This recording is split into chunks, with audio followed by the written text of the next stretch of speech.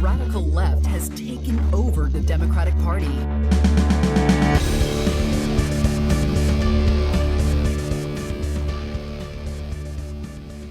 Hello and welcome to Think Progressively, covering politics and all the other chaos life has to offer. This is episode 140, recorded on Friday, November 8th from Milwaukee. I'm Joe. And I'm Jason. And on today's episode, we laugh through the frustration. We try to through the frustration that was the 2024 election. And ask ourselves, where do we go from here? But first, a content warning. We have turned on the explicit tag on this episode, and I would say probably going forward. Jason messages me in the middle of the week saying, hey, I can't get iTunes to turn on the content warning. What's the password? How do you get it on? We gonna say some F words.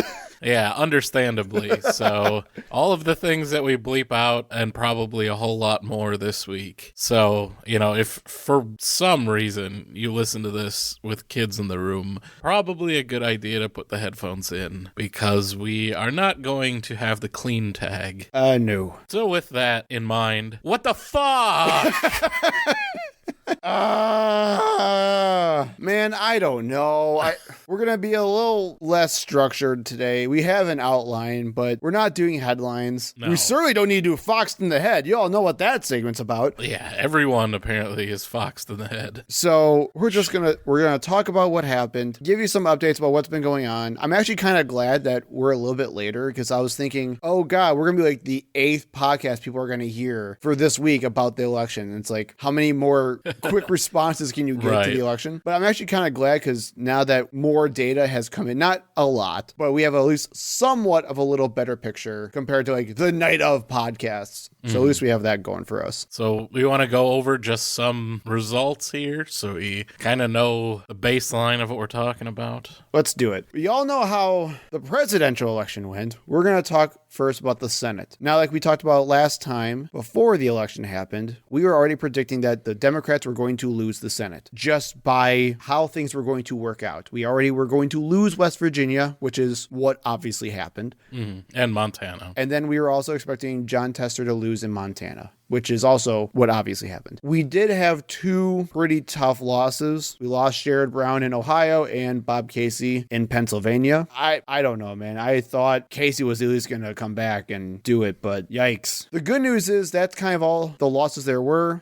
We somehow miraculously kept Tammy Baldwin by the skin of our teeth. We have Ruben Gallego, who is still pictured to win in Arizona. Jackie Rosen is projected to win in Nevada. She kind of just took the lead back from Sam Brown, so that's pretty good. And we're currently looking, I believe, at a 3-seat minority. I believe it is now. What is it? Yeah, because we were up 1 and we lost 4 seats, so it would be a 3-seat majority by Republicans. So I'm like, okay, it's a little bit worse than what we were expecting, but it's not death. You're going to have at least 2 years of a Republican majority Senate. Right. That's the reality of that situation. I mean, the biggest thing are judges, right? Senate confirms the judges. With Trump in power, they're going to nominate another ton of judges, and it's going to be rough. You're going to get a lot more Eileen Cannons. Right. You won't have the big backlog that we had last time we had a Trump presidency because at that point, Mitch McConnell was refusing to do anything. Right, to confirm any of the judge appointments by Obama. Right. So there was this huge backlog of vacancies when Trump got in because we didn't do anything to combat that. We just let it happen. Because that's how government should work. Yeah, but in this case, the outgoing Senate is Democrat-controlled, so there won't be that big backlog of vacancies, at least. Right. And then we move to the House, which is still up for grabs, but Republicans have taken 2 seats so far. I'm not sure if they picked up 1 after I wrote all this. I'm not sure if the seat that they just picked up in the last couple hours is a flip or not, but the current count is 212 Republican House members to 199 Democrats, with 24 races not yet called. Democrats were leading in 14 of those races, Republicans leading in 10. So we don't know what's going to happen yet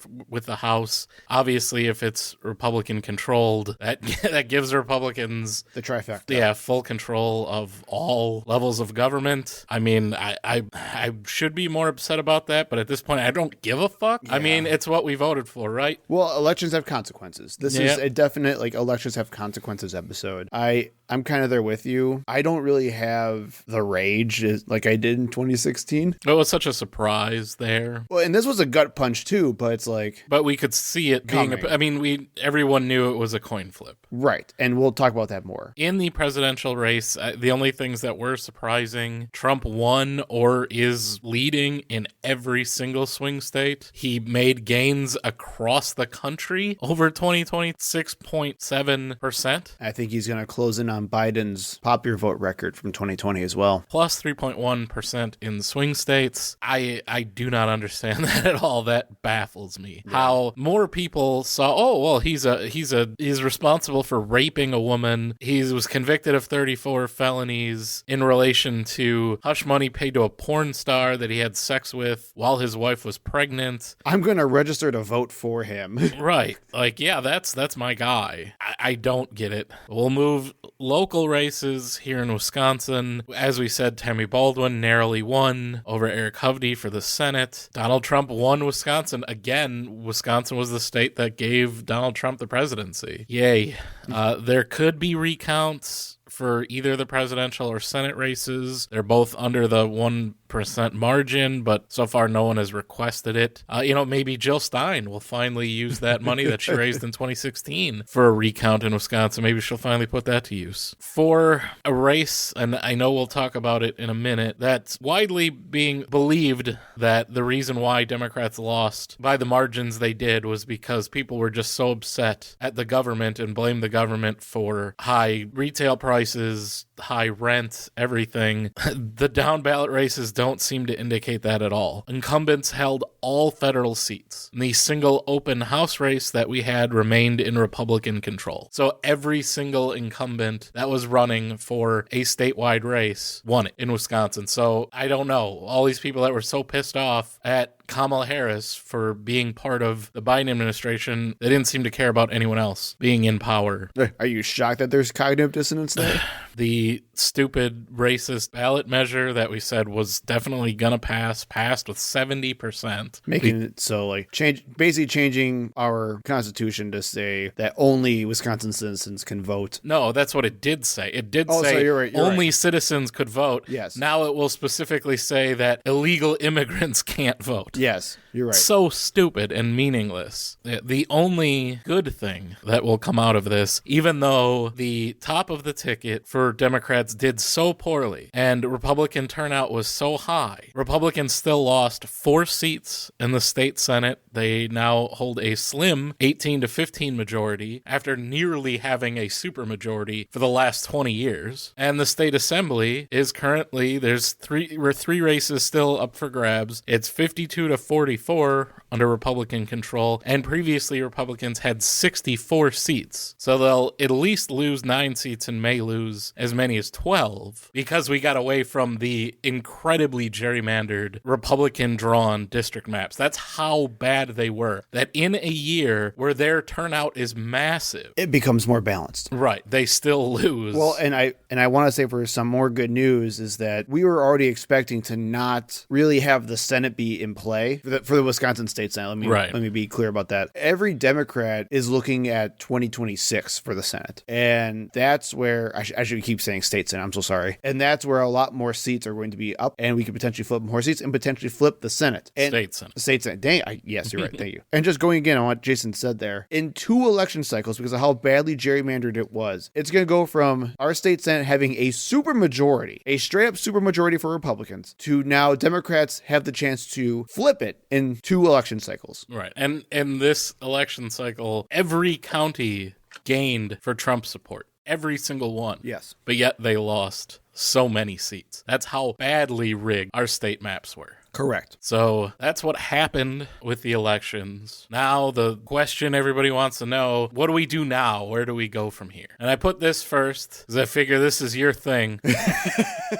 What does the data tell us? Sure. So the first thing I wanted to talk about was the reason why Kamala lost. A lot of Democrats are pointing to the current popular vote totals and saying that Harris got 15 or 16 less million votes votes than Donald Trump did. That's not really the case. And I need everyone to understand that. Votes are still being counted, and you need to remember. Well, she's not down by 15 million votes. No, there were 15. She had 15 million fewer votes than Joe Biden. Yes, correct. Yeah. And that's not really the case. We need to remember that votes are still being counted, especially in California, where they're around like 50% done. Turnout is expected to be somewhat similar to 2020 once everything is said and done, but it's going to be slightly lower. Mm-hmm. I would expect to be at least a million or two lower. That's what I'm seeing from most projections right now is about, I think, anywhere between like 1 to 3 million less. Which is still, I mean, with the population always growing, that's still significant. Right. And just for our own sake, turnout in swing states were either close to 2020 levels or better. Wisconsin and Michigan actually showed higher turnout in 2024 than it did in 2020. And Wisconsin showed that it actually received more votes for Harris than Joe Biden did in 2020. So I want to make it very clear that we can't just blame the Harris campaign or some portion of Democrats not showing up. You know, lots of people, I've been seeing it all week long. Like, people are all asking about what happened to the black vote in Milwaukee, what happened to the Latino vote, or in general, what happened to Milwaukee. Milwaukee showed up, Dane County showed up. But they voted for Trump. I think there's still a question there of what the fuck happened. There is a definite question there. But I want to make it very clear that people didn't sit this one out the way people were terrified it was. Even worse, they showed up for the wrong guy. So I just want to make that very clear from the get-go. Don't spread that around because it's not accurate. And blaming ourselves for things that we couldn't control is not worth our time. So what I want to know is, where the fuck were all of these illegal immigrant voters that we let into the country, Joe? We let them in so that they could vote Democrat. Well, that's apparently that was the plan. That's apparently the 1 to 3 million that didn't show up. The Republicans got them. See, that's why we won in 2020. We didn't win in 2024. They got the 1 to 3 million of votes in California.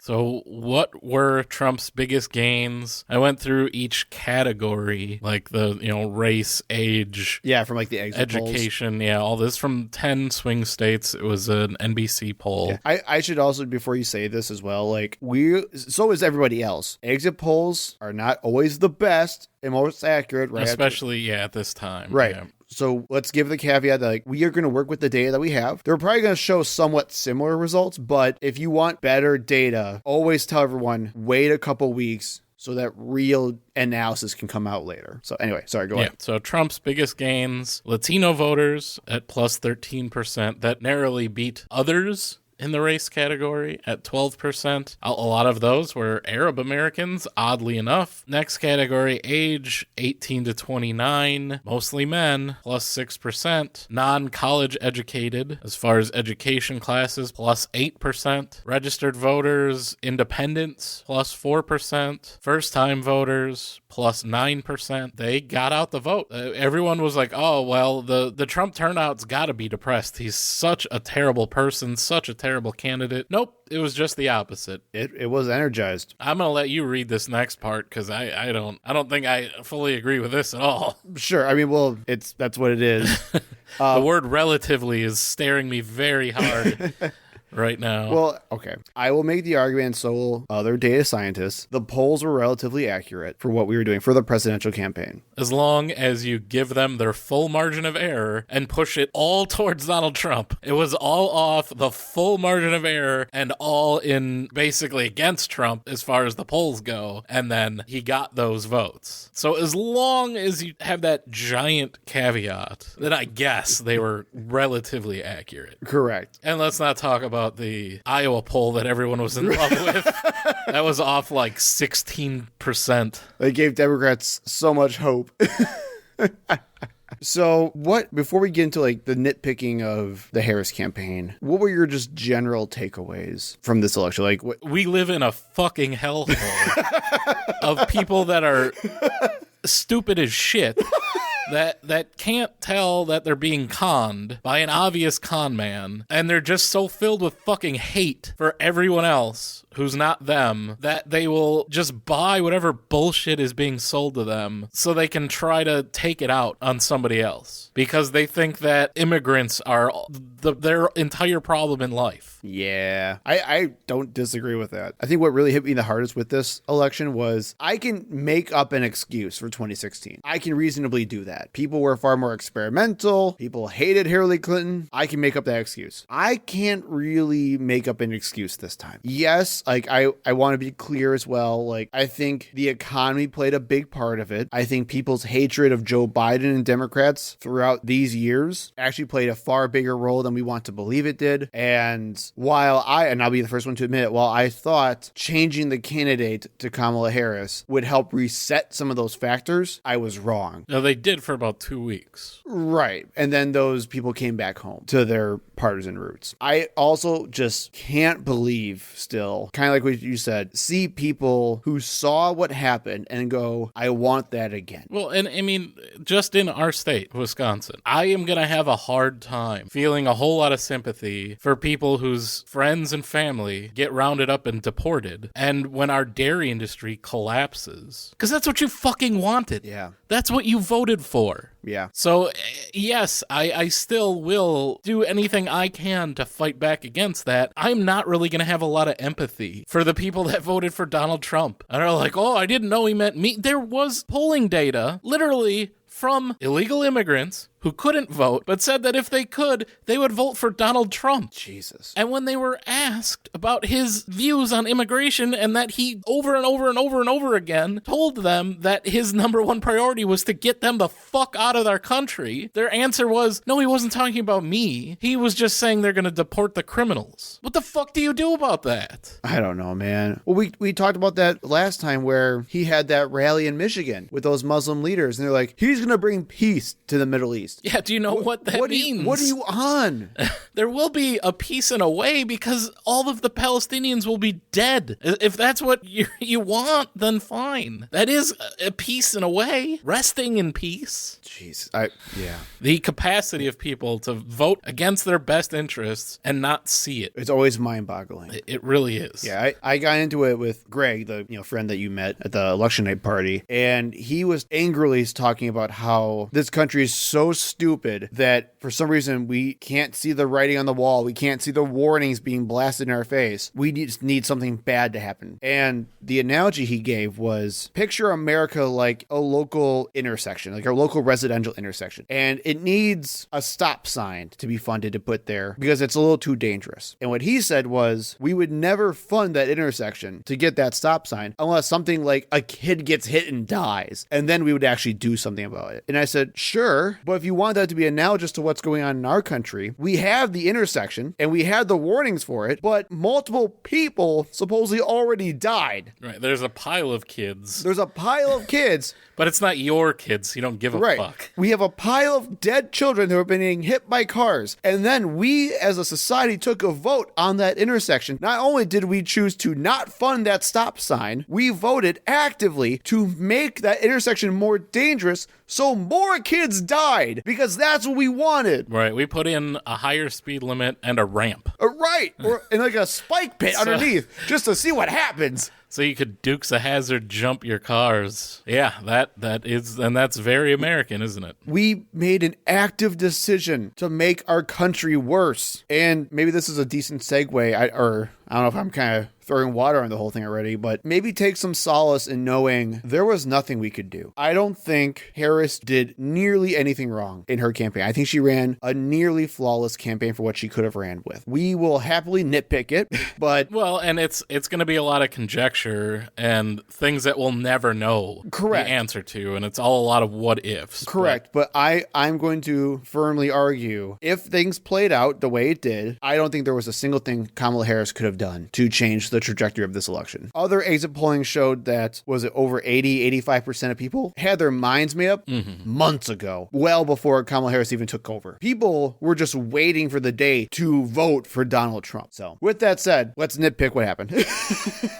Well, I mean, we're not going to start with Kamala Harris, but we're going to start with Joe Biden and his decision to run for a second term. Yeah, I would argue this is probably the only thing that could have maybe changed the outcome of this race. And I would even make it hesitant on that, but I think Joe Biden screwed us. His refusal to step down multiple times, and I want to make that very clear, not just... I'm staying in the race. Yeah, not just when he should have kept his promise and say, I'm going to be a bridge to a new generation. Therefore, I'm not going to run for a second term. He chose not to do it then. And then, after the infamous debate where he had the most incompetent debate I've ever seen, he waited and waited and waited and stalled to make sure that we didn't have a process. And we talked about that when it was happening, where we said Biden's strategy was to try to play the clock. Right. And wait it out so that we physically couldn't do anything about it. And it wasn't until his funding was threatened. Correct. And then that created the impression that, oh, it's really the donors that are in charge of the Democratic Party, and just because they wanted him to go, when it was everyone screaming for Joe Biden to step aside, the only people that he listened to were the donors. Right. So if he does not run for a second term, we get a true primary process. People feel like their voices matter. Yep. I still think Kamala Harris wins easily. I think so too. In that process, but she has a much longer lead-up time, would have given her more time to establish messaging and a platform. Well, and to find her lane. And to potentially separate herself from Joe Biden. Yes. Which is probably the number one thing that hurt her campaign. Well, I was going to... You read my mind, my friend. There were two things that Democrats did wrong, and number one was Joe Biden screwing us over. That's the biggest thing. There you go. We talked about it. The second thing is potentially Kamala Harris's fault, but I would still argue, I think even if she did this better, and even if she did separate herself from Joe Biden better, it wouldn't have won her the election. Another thing I would pin on Joe Biden is him abandoning his agenda after the midterms. And I know that's in large part because of Joe Manchin and Kyrsten Sinema, because they literally weren't voting for anything that he proposed and that he ran on. To look more independent and moderate, to then not basically just leave anyway. Right. Which infuriates me. I'm like, what was this reputation you were trying to preserve? You left anyway. And that basically gave everyone the impression that Joe Biden's not doing anything. And everyone forgot all of the good things that he did in the first half of his term. Honestly, Joe Biden probably had the most successful first 2 years as a Democrat and actually getting real progressive policies put in place. As a lame duck president. Well, since FDR. Yeah. Again, as a lame duck president. We didn't have a Democratic House, and he still got all that passed. And all of that gets wiped away. Yes. Because of how poorly the second half of his presidency was, and might be in large part to his declining mental faculties. Since we're on the topic of like outside of the Harris campaign stuff, can we also just briefly talk about the fact that people don't understand how badly COVID screwed up our economy and the world economy and right. That's what I was going to get to. Is like people blamed specifically Joe Biden and the Democrats for our economy, even though we're doing better than the vast majority of the world. Right. And there's certainly a messaging issue there where, it's not constantly pointed out that inflation was up across the world and the US was actually doing much better than most other countries. Like, that's reality. Yes. And it needed to be said over and over and over again, and it wasn't. And I know, like, they were sensitive of, like, well, but people aren't feeling it. Yeah, that's because of corporate greed. Right. And I think this goes back again to the double standard between Republicans and Democrats. I'm not going to say he did it enough, but I do want to say, because this was also part of that same criticism, Joe Biden tried to do the Donald Trump thing. He tried to just say, you know what? I'm going to make up the rules for this, and I'm just going to say we have a good economy, and we have the best economy in the world. We're just going to roll with that. And he did that. And because he was not Donald Trump, no one believed him. And everyone said that he's out of touch. But whenever Donald Trump did that, that became reality. And I don't know how to fix that bias and that double standard. Well, and we'll maybe talk a little bit more about that as we get into the media narratives that surrounded this campaign. Sure. But let's talk about what the Harris campaign could have done. Sure. I'm definitely wrong on this. I think you were right that, and I should have known better because it's the same exact thing that we tried in 2020. And even though Joe Biden won in 2020, all of the support from the Lincoln Project amounted to nothing. Yeah. As far as Republican voters voting Democrat. And for some reason, I don't know, I got amnesia, and so did Kamala Harris, because they tried the exact same thing again. Let's embrace the Midas Network. Let's embrace the Bulwark. Let's embrace Liz fucking Cheney. Yeah. And campaign with her like she's the VP pick, for fuck's sake, and try to appeal to Republicans so that they switch from Donald Trump to us. Yeah. They didn't. And I think that's something I've been struggling with. We lost this race because of moderate voters. The centrists and the leaners, The independents, we lost them. They all went to and the Trump. first-time voters, the people that don't really have a political identity. Right. And let this be known, progressives, the ones who have been shamed for the past 8 years, showed the fuck up. Well, except for first-time progressive voters.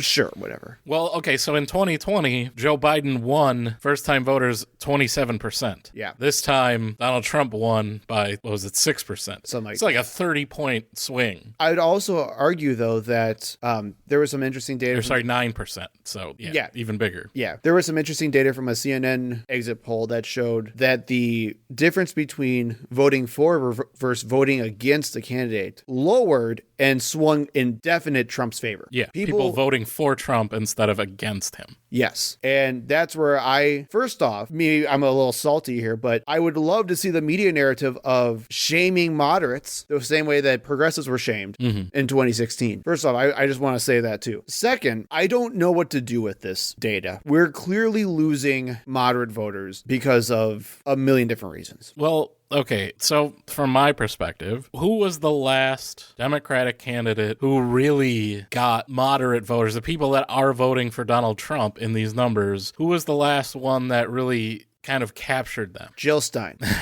Oh.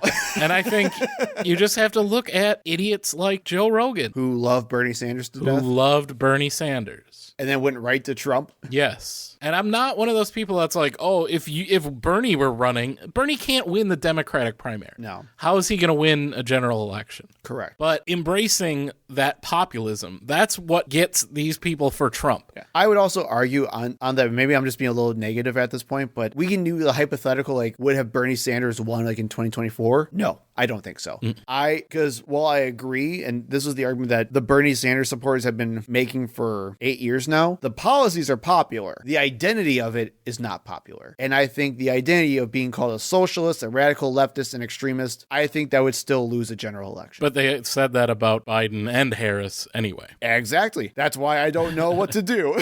Because I really do believe, and this is what scares the hell out of me, the instincts of the Democratic establishment are going to want to move towards the center. I think that's going to be a terrible idea. It clearly didn't work. It didn't work. I don't know, but again, and Bernie Sanders called this. I don't know if you saw that. Yeah. Presley. Yeah. Bernie Sanders called I that think out. he's done coddling because he's not going to run again. Right. But I also disagree with a lot of progressives who are just saying, well, if she just ran like a super progressive campaign, she would have won. No, she wouldn't have. You have to pick and choose. Say she ran the same campaign, but instead of running with Liz Cheney and being we need to be The moderate, sane, normal party. right and bring joy back to, and that being the message, and instead being, yeah, things are really bad right now for the average American, and we're going to fix it by lowering rent price. I mean, she had some of these plans, but that wasn't the campaign she was running. Well, I think you hit the nail on the head. It's not necessarily about moderate versus progressive. It's populist.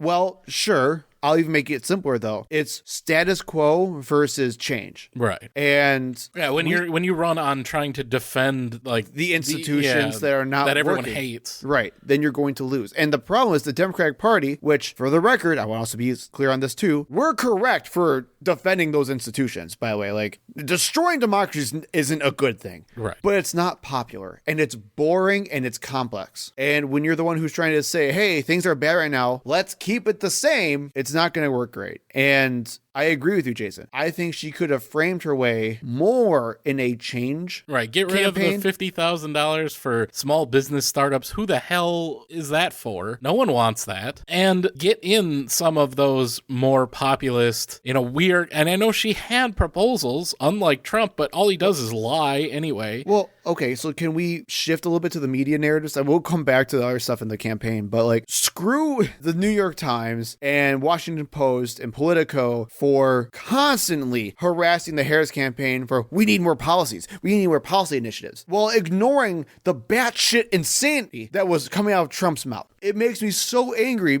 and the Harris campaign responded to that, obviously, because she was trying to then find more substantive policies to push, which never do anything. Well, and in never a got campaign. any attention anyway. That's what I'm saying. They don't do it. Housing policy is great. No one knows what that means. Right. And all Donald Trump says, yeah, I'm going to fix it. It'll be the best that you ever saw. We talked about that with healthcare. Right. We literally talked about it with healthcare. And they're like, oh, look at all his policies. Like, he didn't say anything. But yeah, and I mean, there's that whole double standard of holding the Democrat to a impossible standard of them being able to articulate, her 80-some page right opportunity. And that whole thing was just stupid anyway. I mean, I agree. And I would also argue, I think that is the right amount of scrutiny for a presidential candidate. But it needs to be on both sides. And you can't just give tons of scrutiny to one and then be like, well, the other one kind of ignores us, so it doesn't really matter. But he says funny things, and we laugh. Right. And he gave the microphone a blowjob. Ugh, so stupid. And that's all you hear about Donald Trump. Yeah, I completely agree. But anyway. So what I think that did, this pivot to the right. We talked about how much momentum, how much buzz there was around the Harris campaign when she was first made the candidate. Brett Summer, Tim Walz calling everybody weird, Tim Walz getting the VP pick, everybody being super hyped up. Yep. And then it just drained immediately and was gone. And I think that's what happened when they tried to okay, let's calm down. Let's stop calling people weird. We got to be the grown-ups here. We got to run the traditional Democratic campaign. Remember, Joe Biden won last time, so we got to be Joe Biden. Yep. And we got to run that campaign. And again, I want to argue, we're going to trash in about 5 seconds, so I want to make that clear. I want to argue Harris ran a near perfect traditional campaign. But now let's shit on that. Well, it was the wrong decision. Right. And I mean, when you're trying to be the centrist Democrat and court Republican voters and moderate voters because you're trying to show everyone that you're tough on crime and immigration, they know they know Trump put kids in cages and he literally tear gassed people so that he could hold a Bible up in front of a church. You ain't beating him on being tough on crime and immigration. He wants to give the police complete immunity to kill protesters. Well, why would you settle for a knockoff when you get the real thing?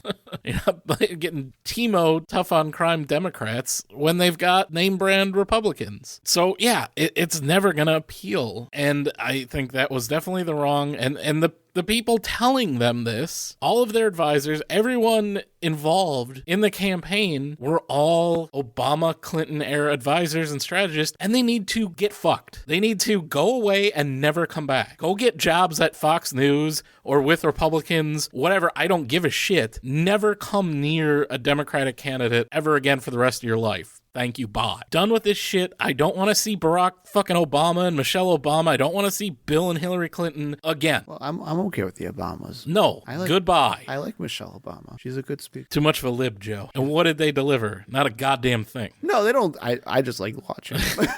Well, you can buy a ticket to their next speech. No, they're too expensive. And it's not going to be at the fucking DNC. They're too expensive.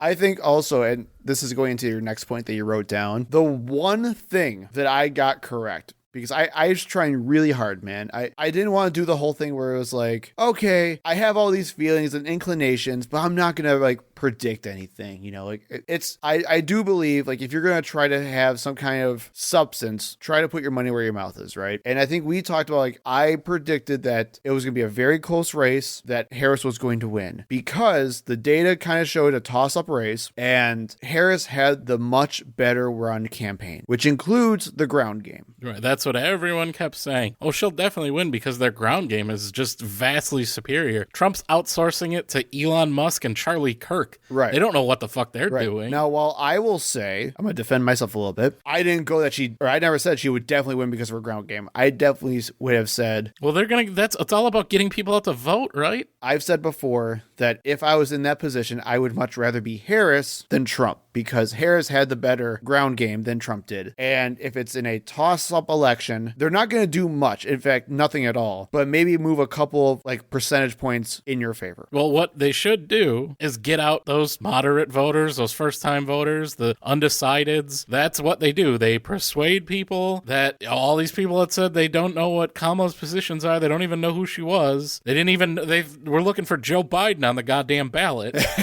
That's what your ground game is supposed to do. Yes. They didn't do shit. No. And that was the one thing I got correct with this whole freaking cycle, which was, I'm going to repeat it forever. This is the nail in the coffin for me. Presidential campaigns don't fucking matter. They don't do a damn thing. And for anyone who tries to tell you they do a damn thing, they're lying to you or they're deluded themselves. Like I said, number one, Harris had the much better campaign than Donald Trump did, to the point where Donald Trump's advisors were floundering at the end and begging for death because Trump was off the rails and unhinged at every event they did. Every time they tried to do something, there was another article about saying, I don't know what the hell he's doing, dancing on the stage this time, or jerking off a microphone, or like. Oh, he was sucking it He off. was sucking it. I'm sorry. You're right. Let's give him credit. I can't spread misinformation.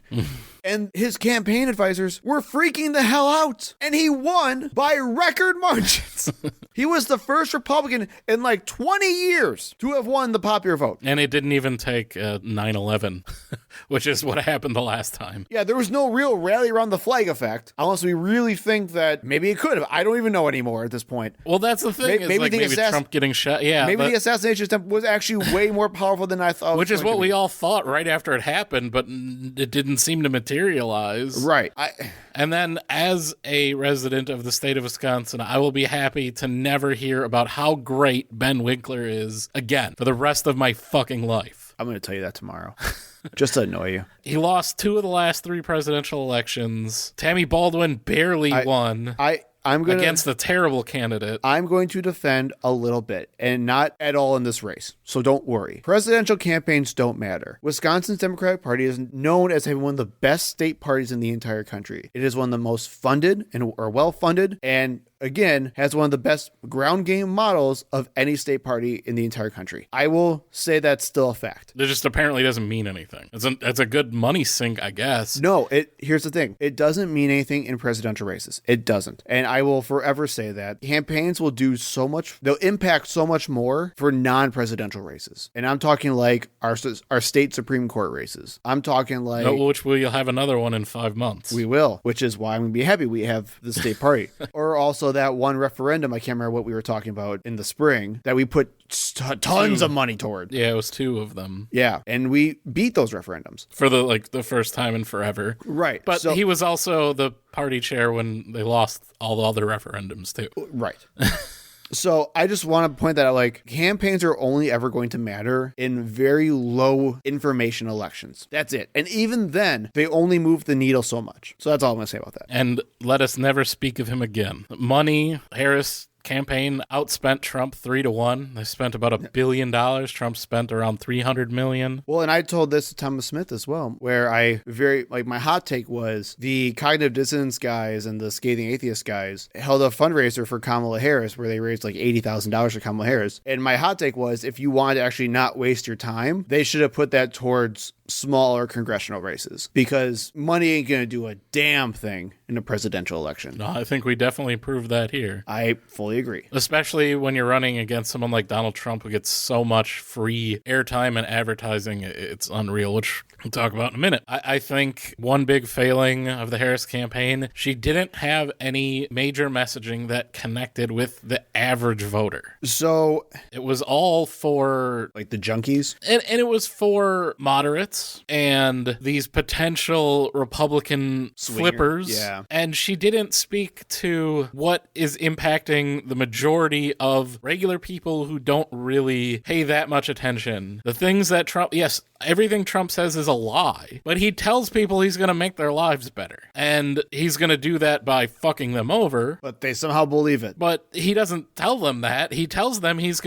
gonna be sunshine, rainbows, and lollipops. And that he's here for you, says the billionaire, born rich, never worked an honest day in his life. But he's talking to me. He cares about me. And Kamala Harris didn't really do that. And that's, I think, a problem with Democrats in general, outside of Obama, I think is the last one that really had that. Yeah. Well, here's my problem right now. And here's also what terrifies me. So maybe we can talk about this a little bit. I think this election showed more than anything else, Democrats are out of step with the average voter. They are. And I'm not saying we need to capitulate our values to match that voter. I'm not saying we need to screw over immigrants so we can... No, they tried that. Well, right. But like, it doesn't work. That's the idea, right? Is that we shouldn't destroy our values to try to make ourselves look more racist. No, you look at your agenda, you find something that will impact the lives of average people, and it's not a $50,000 tax credit for starting a small business. I'll tell you that. Because that's not on, what people are trying to do if they can't afford groceries. They're not like, well, let me get my business plan together and go to the bank and get a big-ass loan when I don't even have a house. She needed to have something that she brought out over and over again that was going to help the average person in this country. And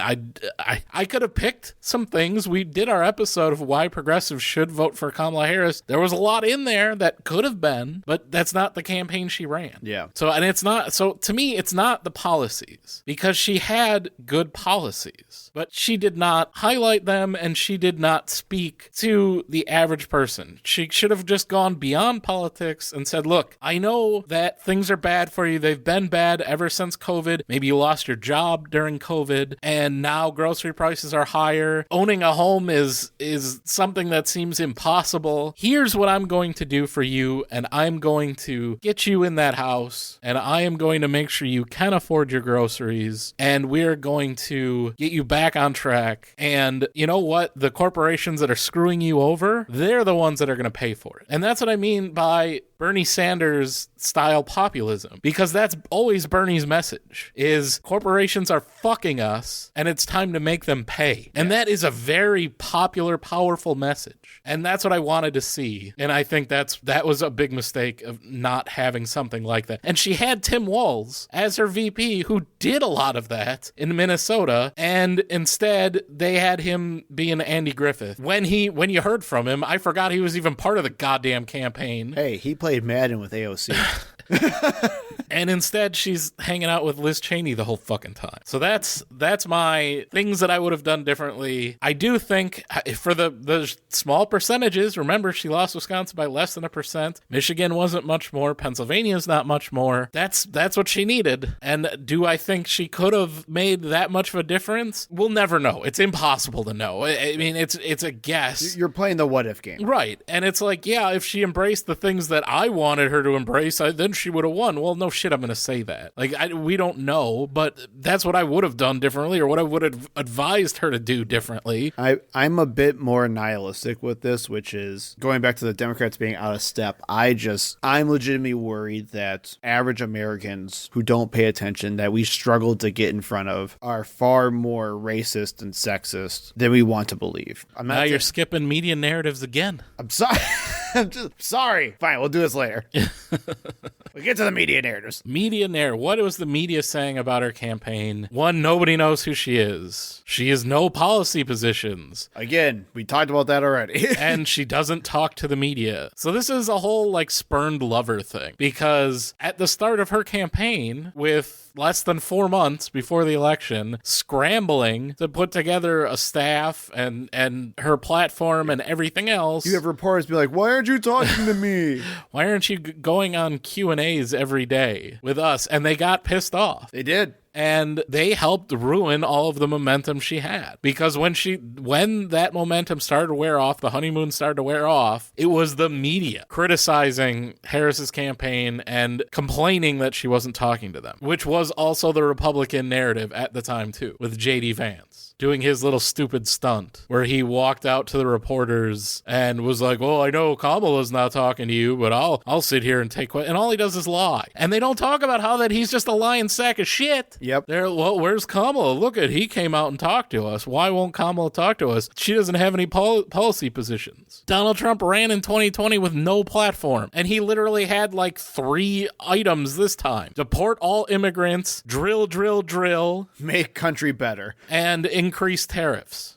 Kamala Harris had a hell of a lot more than that, but you'd never know it if you just listened to the media. And they never push back on any Republican talking point ever. The whole fear-mongering on crime and immigration, which is what the Harris campaign tried to jump on top of and say, yeah, us too, we hate immigrants and we think crime is raging, even though the numbers show that it's fucking not, and that crime is actually down quite a bit since the end of the pandemic, and that there are not more border crossings now than there ever have been. That's a fucking lie. Border crossings are significantly down. But again, it's capitulating. And it's the media that pushes that because they say it over and over and over and over and over again. And Republicans say it over and over and over and over again that the Democrats feel like they're in an impossible position. That, well, we can't say it's not happening because nobody's going to fucking believe us. So instead, let's say that we'll put kids in cages too. And then that just makes them a Republican light. What would you rather vote for? Yep. And the media also helped push the narrative that inflation was the cause of the high retail prices and that it was the government's fault, despite every single financial metric disputing that. Again, all of the metrics that are connected with inflation have been coming down and were never that high in the U.S. anyway. And that what was causing higher retail prices was just straight corporate greed. Well, and that's where look at the profits. I vividly remember, we just talked about this earlier in the episode, but I vividly remember numerous press conferences and interviews with Biden where they would say, so how are you going to help? Where people just feel like the economy's not doing well. And then he'd go, it is doing well. What are you talking about? But they don't feel that way. So what's your answer to them? How are you going to make them feel like they can trust the economy again? And then he goes, what the fuck do you want me to do? Right. Instead of saying, I'm going to fuck every grocery store and every manufacturer that's jacking up prices so that they can make again, this is just listen to Bernie Sanders. Just say, hey, Bernie, how would you answer this question? Let him rant and then copy it. Done. What Bernie Sanders has to say about domestic policy resonates with people because it's true and it's extremely popular. But they also need, I don't know why, but for some reason, media outlets just refuse to call out like economic stuff against Republicans. I need them to call out the same BS against Republicans like they did with the they're eating the cats and dogs thing. I needed them to say at the end of every sentence where it's like, well, Trump said that this is the worst economy of all time and, people are squeezed, for food and stuff like that and groceries. JD Vance out there buying 4 dozen eggs saying it's the cost of a dozen or something like whatever he's doing. I just need to remind everybody that inflation is currently going down. Like it's been seeing the best level since whatever. Employment is actually currently before at pre-pandemic levels. Well, you still have to explain why, right? So yes, inflation is down. It's not inflation. Why are the prices still high? Well, let's look at the stock price for General Mills and all of these other corporations that are making the eggs and all that other stuff, and let's look at their record profits. Yeah. That's I think you just have to, you can't just say, no, the numbers say the economy's fine, because then people just get pissed off because they're like, well, you're not listening to me.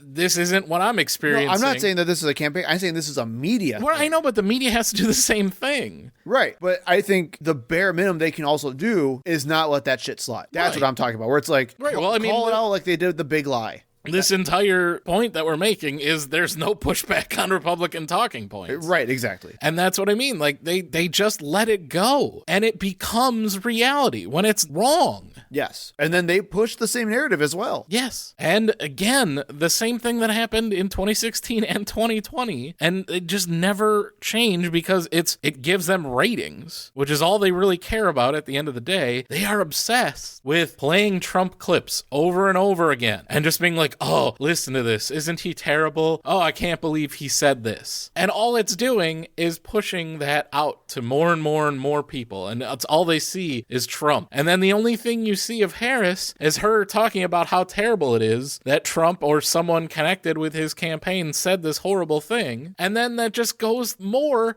to the narrative of she doesn't have any policy positions. She just hates Trump. Well, I'd also even argue she did her best not to engage in a lot of those things, right? During the Black Journalists Conference where Trump accused Harris of not being black, she was repeatedly asked about that and said, yeah, it's ridiculous, we're gonna move on. And people got upset that she wasn't engaging with it. That's why she was trying to not do that. And I would argue that, like, but then the only sound clip you hear is her saying, right, we're exactly. Talk about, because that's more interesting, it's more entertaining. Right. Mm-hmm. News has become a spectacle because it's all about ratings, it's all about advertising money, it's all about clicks and views online. We're fucked. We fucked our country. I don't know what else to say. Well, let's talk more about that because I like your next point. So is America just too sexist and or racist? Yes. Yes, Yeah. it is. We elected an openly sexist and racist president. yeah. And Who raped someone Yeah. and sexually assaulted over 20 women. yeah. And Yep. I would Fuck us, I guess. There's right. nothing else. And again, like, there is debate among liberals right now where it's like, so should we have some kind of empathy for people who are voting for Trump and then, who are upset? So, for example, I'll just give a personal anecdote about this. I have a friend I knew from No, you don't. Lie. Damn it. You already got me. I have a friend from high school who, I haven't talked to in a decade, so I have no idea what could have happened to her in the meantime. But I knew that she was a very, very nice, open-minded liberal person when I met her and when we talked, and we were good friends in high school and after high school and some college. And she posted about how she's sick of being told by all people that supposedly care about her that she's a racist, a bigot, a homophobe because she voted for Trump. And first off, it caught me by surprise because I never thought she would vote for Trump in the first place. But then she said something about how this is why people like me never bring this stuff up, because we just choose to keep quiet instead. And because we don't want to deal with the crap. And I think that's where I'm more concerned about, because I do think this country is not the MAGA side, the fanatics. The country is not that. What scares me is that the baseline voter, the average voter, though, is far more racist and sexist. And then you can be a good person in our country, in our society. We can have nice civil conversations. We can play sports together. We can be great friends and have good family together. But they still have really shitty racist and sexist beliefs. And I don't know how to deprogram that, especially with your next point, which is the manosphere. Right. So right-wing propaganda, right? It's extremely effective. It's horrifyingly effective. Right. The manosphere to MAGA pipeline is what won this election for Donald Trump. The Tim Pools, the Joe Rogans, the Theo Vaughns, Charlie Kirks, and all of them. Andrew Tate's. Yeah. It's incredibly anti-woman. It is anti-woke, anti-DEI. So it has the sexism, the racism all built in. And that's overt stuff. Like, what I was just talking about was like subtle attitudes. This is extremely overt attitudes that they're pushing. Right. Tim Pool, in one of our previous Fox in the Head segments, still one of my favorites, absolutely flipped his shit when he read an article saying that like prehistoric women could have been hunters and had like all of this archaeological and biological evidence for why that could have been. He like lost his goddamn mind. Yeah. Because women can't do a goddamn thing in Tim Pool's mind. Right. And that's what he's telling his listeners. He's incredibly popular. He got like millions of dollars from the Russian goddamn government to spread misinformation. Yeah. And he's very effective at it. How people listen to that beanie-headed fuck, I don't know. He is a piece of shit who is obviously dumb as fuck and doesn't know what the fuck he's talking about. But he's not the only one. And he's extremely popular.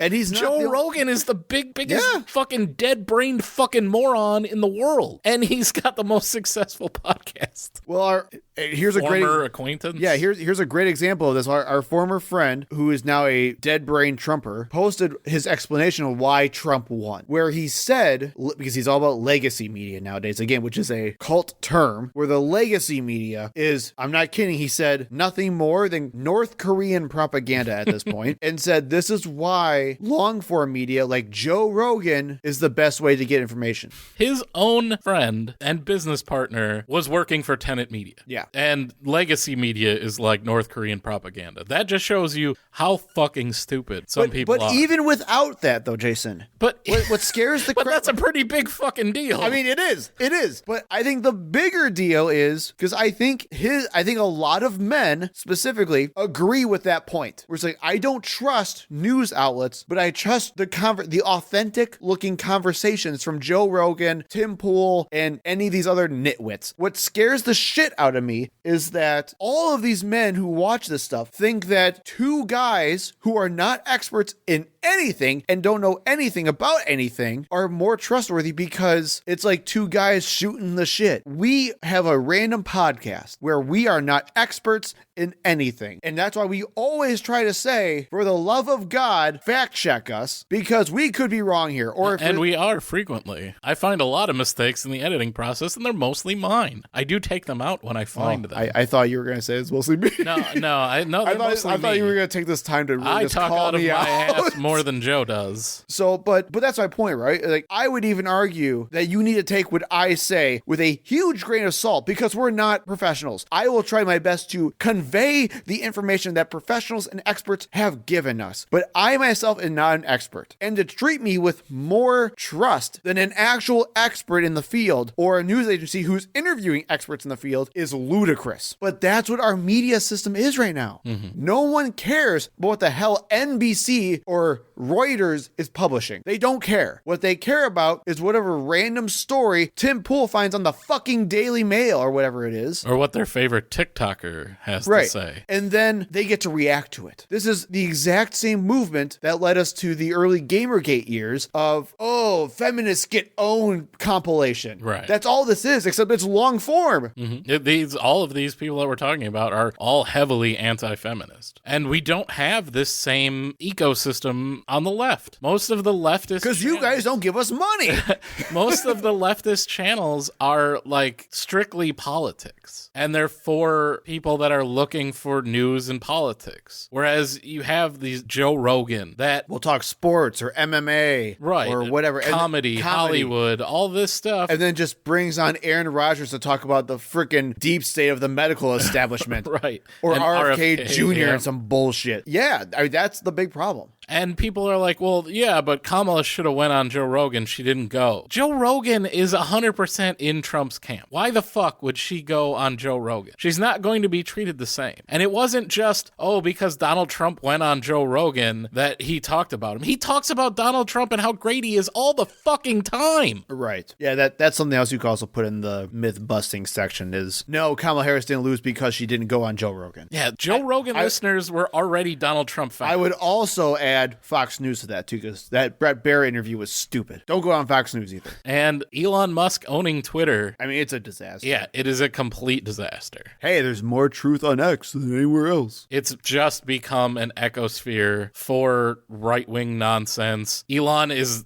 literally going to be part of Trump's administration. I don't know what else to tell you. Like, that person having one of the most popular communication platforms in the world is an unmitigated disaster for democracy. Yeah, I agree. And, I mean, you mentioned 2016 and how much people hated Hillary. I guess it wasn't just her, because Kamala Harris lost worse. Yeah. Because she's probably going to lose Nevada. Yeah. So even worse than Hillary Clinton did. So I guess it wasn't just that Hillary Clinton was so goddamn unlikable. I guess people just don't trust women to be the fucking president. And I don't know what to tell women. I don't know what to tell my wife when it comes to that. That is a harsh fucking reality. Yeah, it really is. I had several coworkers at work who are women of color. We were talking about the day after, and they were in tears because they're like, how do I keep going where this country has actively shown me I'm not welcome, has actively shown me I can't become anything great? I mean, what do you do with that, man? This is what we're talking about. There needs to be some counter. We had a binary choice between, again, another qualified woman. And one of the most vile, despicable, sexist, racist, Rapists. predatory, Yeah. just shitbag people in the fucking world. And he wins. And more people this time vote for him than ever before? I don't know. I don't know what the answer to that. That's fucked. And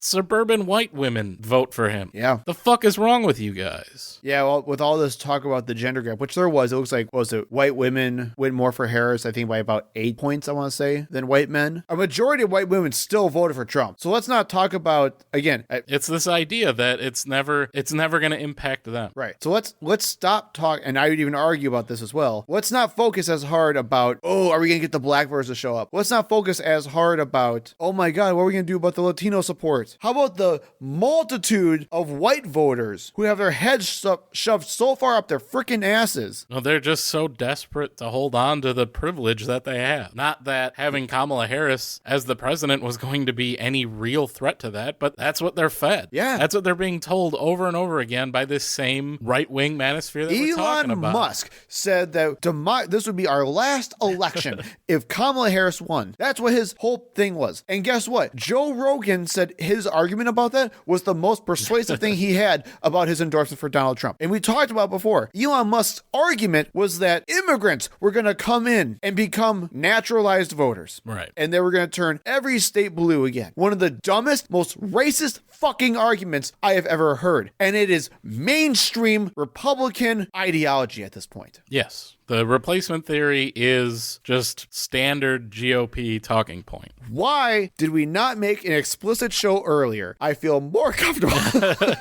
than I ever have. And I mean, that's my final point. Fear and hate of immigrants is a hell of a drug. That's what won. We had a hope versus hate election, and hate won. And it wasn't that enough people didn't show up for hope. It's that people showed out for hate. And I know the exit polling, the largest thing was the economy, but it always is, right? The economy was just slightly higher this time than it was in 2020. You know what was 8 times higher weighted than it was previously? Immigration. Well, and also, the economy makes sense. It's the same thing that why 40% of people in 2020 said COVID was their most important issue, right? Because that was what was happening. And I would still argue we were in a recovery period from the COVID pandemic. Economics were pretty much in the air. Like Prices are high. Yeah, There's like no denying we're not going to deny that. Like, could we be in a better economic situation? Sure. Right. We can certainly argue as to what the cause of prices being higher, but prices are higher. Right, exactly. So that makes sense. The 30-something% people saying that economy was the most important thing, sure, I 100% get it. The 20%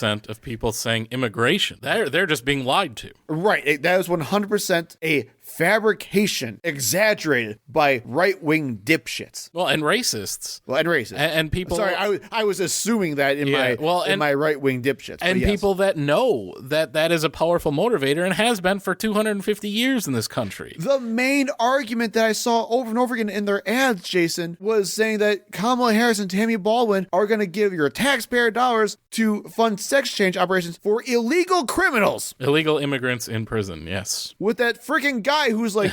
Putting eyeliner on. That's JD Vance, motherfucker. I was listening to it because I actually couldn't figure out what it was. The amount of times that happened, two people got a sex change operation in prison. And I don't have a problem with that. It's healthcare. People in prison should get healthcare. And another one that I saw was, they want to fund education programs for prisoners. Yes, please do that. Yeah, God forbid. Did we talk like, these people get out of prison. I know Republicans want us to just execute every prisoner, well, yeah. Even though a lot of the prisons are full of Republicans. Right. Did we talk about the insane ad that I saw on election night with the dad and daughter? For those of you who may not have seen it, I saw the wildest freaking ad on election night. And it basically was like the soft piano music with like this nice looking text that said like, dads, you need to be there for your daughters. And it shows like a dad and like a teenage daughter like being buddy blah blah blah, and then like she's at some like high school track, and then it says like, and make sure you're there when they're knocked down to or something like that, I can't remember. And then it shows them like after the race, and the dad has his arm around her, the girl's crying because she lost, and he goes, hey, it's okay honey, it's okay, like you did the best you could, you did a great job. And it just goes, but dad, I lost to a boy. And he just goes, moms for liberty. And then Tim Pool says, of course you did, because you're inferior. And I'm like, that's an ad? Are you serious? we have lost our goddamn minds. Well, I think we proved, though, in 2022 that that's not terribly effective. But saying that immigrants are going to come over the border and they're going to take all of your jobs and they're going to bring more crime and rape you and buy all the houses up. And not only are they going to get all of the jobs and buy all the houses, they are also somehow going to get all the government subsidies and all the welfare and all of the social programs that Republicans want to get rid of, but that you should be getting. And that is incredibly effective. And that's why immigration was like the second highest answer to why people voted the way they did. And that was also predominantly for Donald Trump. And Democrats don't have an answer for that when they're saying the same thing. Right. Of course people are going to trust Republicans more. They fucking took kids and put them in fucking cages. And they didn't care. So if you want to torture immigrants, what party are you going to choose? Joe Biden's bitch ass paid a bunch of money to reunite them with their families. Beta male cuck ass bitch. Okay, let's do the thing that I didn't want to do. All right. What to expect next? Now that we already shit ourselves and Donald Trump will once again be the president of the United States, unless somebody shoots him in the fucking face, what do we see happening in the next 4 years? All bad things. First up, Project 2025. I don't know if you saw, we had Matt Walsh, Benny Johnson, a couple other Republican dickheads saying, ho, I guess now we can say Project 2025 was always the agenda, lol. Oh my God. Like, one, we didn't already fucking know that. Right. Oh, Donald Trump was lying? Oh my God, he never does that. Right. So expect Project 2025. All federal employees are going to get fucking fired and replaced with conservative douchebags who don't know anything about shit. Yeah. End of the EPA, end of the Department of Education, public funding of private schools, and by private schools, I mean religious schools, end of public schools.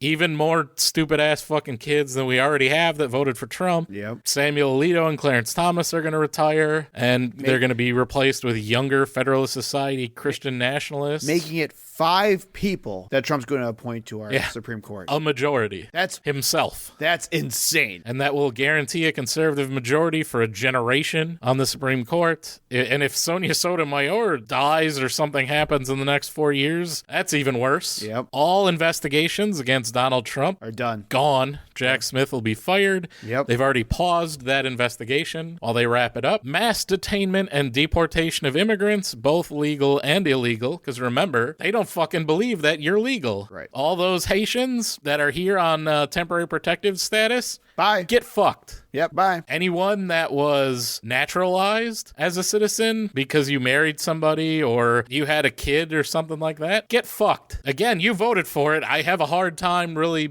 having that much empathy. If you voted for Donald Trump and you get fucking deported, you reap what you fucking sow. It's going to destroy our economy. Yeah. They're going to close the southern border to asylum seekers, which is illegal, but they're gonna own the courts, so why not? Yeah, nothing will ever happen. They want to end birthright citizenship. And I say, make that motherfucker retroactive. We can all go back to wherever the fuck we came from. I welcome it. They're going to open protected federal land for billionaire oil companies to drill and real estate development. You didn't really like the environment, did you? Well, I was just saying, and goodbye all climate change stuff. Yeah, any climate change initiatives gone. Any remember that whole emission standards gone. Yes, remember that whole try to be clean by 2050? Yeah. That's funny. Yeah, done. Paris Climate Accord, done. We are going to escalate the trade war with China. Trump proposed 60% tariffs on goods from China. You know how much shit everyone has that came from China? Just look. Look at anything in your looking home. literally around my table. I'm like, I can like, China. China. That's going to cost 60% more. Good luck with that shit. 10 to 20% tariffs on all other imports. It's going to cost the average household $1,500 to $3,000 a year. It was in all those Kamala Harris ads that no one cared about. Yeah, that's what you're going to get. You're worried about prices being high now? They're going to be higher. Sucks to be you. Guess what? We import a lot of groceries, too. Yep. A national abortion law. Notice I said law. It's not a ban. See, Donald Trump didn't lie. He said he wouldn't sign a ban. It's not a ban. It's a restriction. Oh. It'll probably start somewhere around 12 to 18 weeks. Eventual goal I see will be 6 weeks. So they can say it's not a ban, but it's essentially banning it. Yeah, but- Donald Trump voted for the 6-week even then- ban in Florida. Even then, it's going to be a slippery slope related because their main goal is to ban it all. Right. So, like, even the 6-week thing, like the national abortion ban of 6 weeks, is still going to not be good enough. Well, right, but that's probably where they'll get in the Trump administration. Right. Maybe J.D. Vance will get it All the completely way. banned. Yeah. Let's really just take away all the rights. Yeah, but again, that's what you voted for. Women, I guess, stop voting for Republicans. And we didn't talk about this as much in depth, but specifically with the national abortion ban, keep in mind if the Republicans... Restriction, Joe. Sorry, again, I'm spreading misinformation. I can't do that. I'm part of the problem. That's the problem. Oh, and also contraception. Yeah. Yep. Anyway, what I was going to say was if the Republicans win the House, they will have a trifecta. Republicans in the Senate already know Democrats want to get rid of the filibuster. They will probably happily get rid of the filibuster to make all this stuff happen. And honestly, Fine. Do it. But, well, as much as I hate to say it, maybe this is a little bit of an accelerationist argument from me here. First off, we got rid of the filibuster, then fine. I guess that's one way to do it. Yeah. But number two, okay, kind of just what you just said. This is what America wants. Yep, that's what you voted for. I don't know. I can't make a fighting argument against it when this is what you want. Yes, you voted for it more than in the past. And we can't even say, although, I mean, in general, we could still say the Electoral College is a piece of crap. We can't even say that with this election, though, because he won the popular vote. And it's possible that will tighten up, but yeah. Still, first Republican government to win the popular vote in 20 years.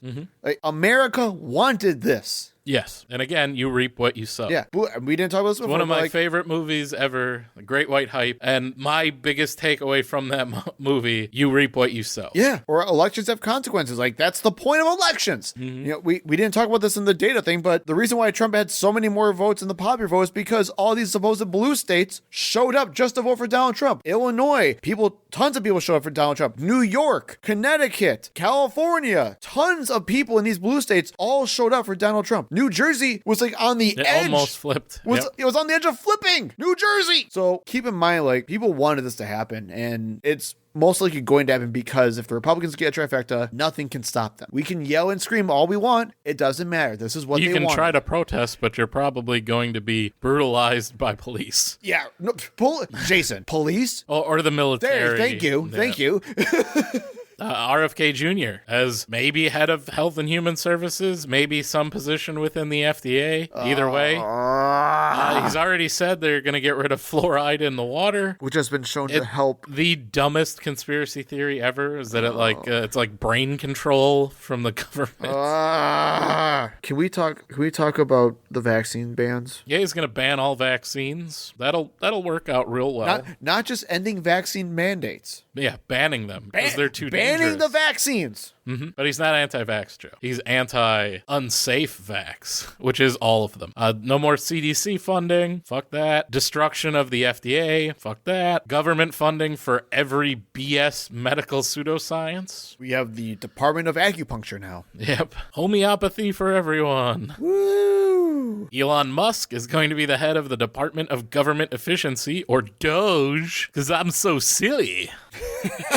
Where you can expect the removal of federal employees who have anything to do with corporate oversight or regulation. All investigations into Musk's businesses will be thrown out. Billions of government investment into his companies. That all sounds great, doesn't it? Uh-huh. The end of any corporate regulation. Yay! Again. Just unfettered capitalism. Capitalism right up your ass. But even then, it's like, what do you even do? This is the most corrupt thing openly that I can ever imagine. A billionaire mega donor, Right. publicly mega donor, Donated hundreds of millions of dollars to the campaign and who is going to make billions from it. well, literally, who then gets a government position that's made up Right. And is for make, him. to get billions out of it. Yeah. And they've already, I don't know if you saw the Wednesday morning after it was announced that Trump was president, the stocks of like the wealthiest people went up. It was the largest day ever, the top 10%, and that included Jeff Bezos, Elon Musk, and the head of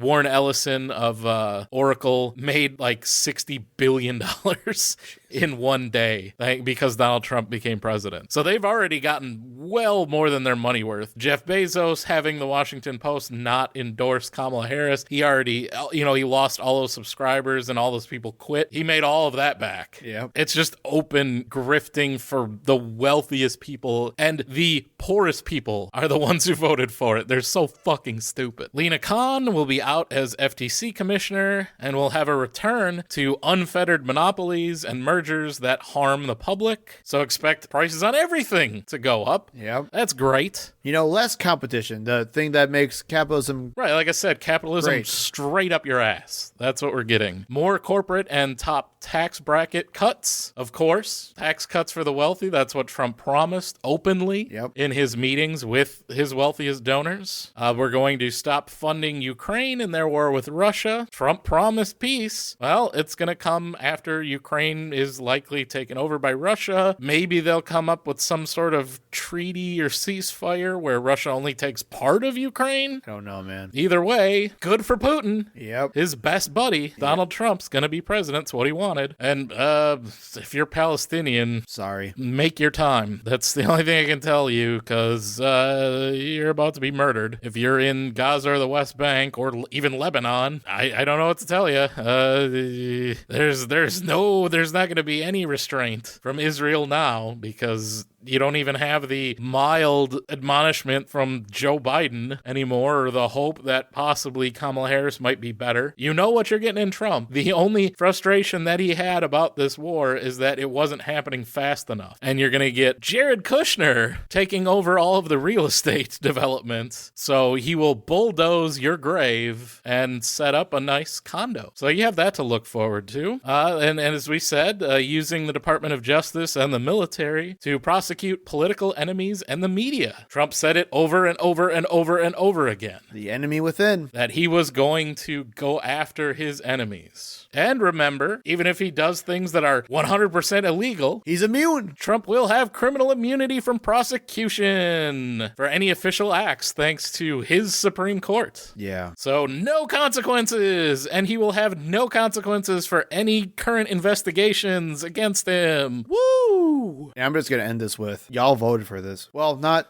y'all. Yeah, because probably not if you're listening to us. But I need you to understand that a lot of your friends and family voted for this. I'm legitimately torn between, because I agree with you, Jason. Elections have consequences. This is what we voted for as a country. I'm torn between saying, screw it, I don't care, it's what they wanted, versus I legitimately feel really bad for anyone who is going to have their lives destroyed. Either way, the outcome's the same. Yeah. So with that said, Jason and I have been talking, and we're exhausted, you guys. We're tired, and we didn't think we'd have much value in talking about stuff, at least before Donald Trump's presidency comes into fruition. We'll talk about what a great speech Joe Biden made the other day. It's none of that matters. Or that Kamala Harris told us it's going to be okay. Yeah, look up at the stars or something. Yeah, whatever. It's hard to have a podcast about this stuff when all we're going to end up doing is just speculating more and more about what's going to happen. And we have taken this time off in the past because of the holidays and everything else. So we're just going to extend that a little bit so we can refresh. Yeah, so we're going to be on hiatus for a while, unless anything major happens, like, I don't know, somebody gets shot in the face, or, anything that we really just have to talk about. You won't hear from us for a little while. For sure for the rest of the year. Yeah, so we will be back. We do have some ideas coming up. It's probably going to be less politics, which was kind of always our show anyway. Yeah. We just, around this election, obviously, it's been a focus for months, and I think we're both just really sick of it. And that was going to be the case even if Kamala won, because we were already thinking, we're going to do the same show again for, another 4 years. So we're just going to do some more of, what we have done in the past, which is more history and long-form research discussions. stuff. Yeah. So expect that when we return. But, let us know if there's anything that you want to hear about. There's any topic that you're interested in. We never get mail. So if you really want to contact us, if you're a listener and you want to give us ideas, we will see it. Yeah, because we never get anything. So let us know you're out there. Let us know if you want to hear about something or if you want us to just go away. That's fine too. But you need to understand that the whiteness in us will not silence us. We will talk on a podcast because that is our culture. Yeah. thinkpropod@gmail.com. We have a Twitter. I don't use Twitter. Just delete that shit. Email us, or maybe I'll set up a Blue Sky account or something. What, so even less people can see it? But yeah, don't use Twitter. Call Joe on the phone. Find his phone number. I'm sure it's out there. Go ahead and just dox me while you're at it. I told everyone else to dox you. No, that's what I'm saying. Go to the listeners. Just dox me. Just dox Joe. Otherwise, we will see you in a few months. Thank you for listening. We hope to see you in the next episode. You can find us on Facebook and Twitter at ThinkProPod. You can email us at thinkpropod@gmail.com. And remember, when in doubt, think progressively.